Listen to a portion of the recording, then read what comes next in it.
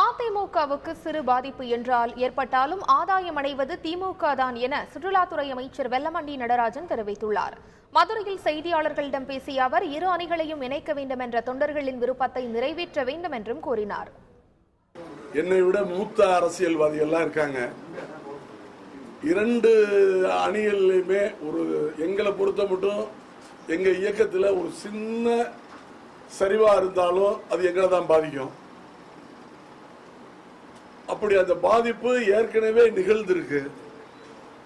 அந்த பாதிப்பு நிகழ்ந்ததுல அதுல லாபம் பெற்றவர்கள், பயனடைந்தவர்கள் யார் என்பது உங்கள் அனைவருக்கும் தெரியும். பெரியவங்க எல்லாம் பேசிக்கிட்டு இருக்காங்க. அடுத்த கட்ட இரண்டாம் கட்ட தலைவர்கள் கொஞ்சம் அமைதியா இருந்தாவே நல்லபடியா சுமூகமா பேசி தீர்த்துருவாங்க. எதிரிக்கு இடம் கொடுக்காத அடிப்படையில் கழகம் ஒன்றுபட வேண்டும். மீண்டும் இரட்டை இலை சின்னத்தை பெற்றாக வேண்டும். எதிர் வருகின்ற உள்ளாட்சி தேர்தல், சட்டமன்ற தேர்தல், நாடாளுமன்ற தேர்தல், சட்டமன்ற தேர்தலில் தொடர் வெற்றி பெற்றுக்கொண்டே இருக்க வேண்டும் என்றுதான் கழகம், அனைத்து இந்திய அண்ணா திராவிட முன்னேற்ற கழகத்தை சார்ந்த 1.25 கோடி தொண்டர்களுடைய ஒட்டுமொத்த விருப்பம்.